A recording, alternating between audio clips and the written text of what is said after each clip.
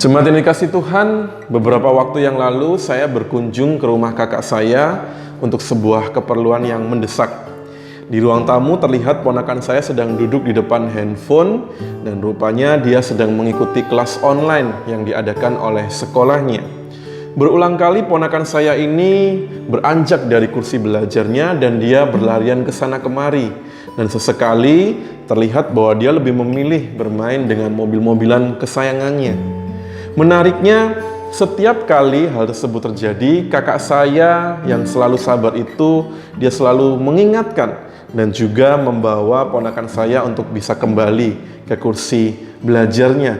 Hingga akhirnya hal tersebut terus dilakukan hingga kemudian ponakan saya dapat berkonsentrasi mengikuti sekolah online-nya. Jemaat yang dikasihi Tuhan, Alkitab dalam beberapa bagian juga menyatakan bahwa Tuhan kita itu adalah pribadi yang panjang sabar.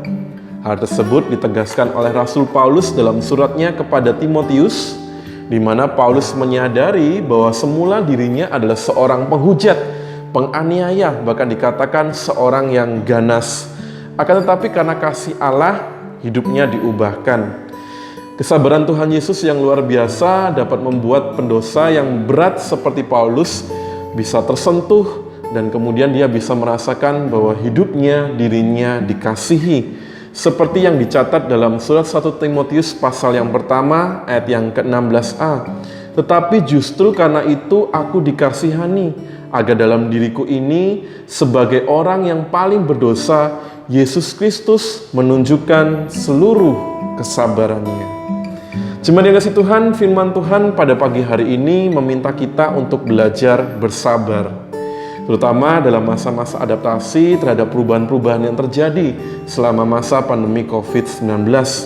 Kita juga diminta untuk bersabar ketika kita mungkin berjumpa dengan orang-orang yang menjengkelkan bagi kita, yang menganiaya kita, bahkan yang memiliki ucapan atau perbuatan yang menyakiti hati kita. Paulus bisa berubah karena Yesus yang menunjukkan segala kesabarannya. Demikian juga yang dapat terjadi di dalam kehidupan kita. Dengan anugerah Tuhan, marilah kita menunjukkan kesabaran kita terhadap keadaan yang terjadi, bahkan terhadap orang-orang yang telah menyakiti hati kita. Tetap semangat menjalani hidup selama masa pandemi COVID-19 ini. Tetap memakai protokol kesehatan, jaga jarak, dan bermasker ketika berada di luar rumah. Tetap semangat, dan Tuhan Yesus memberkati kita semua.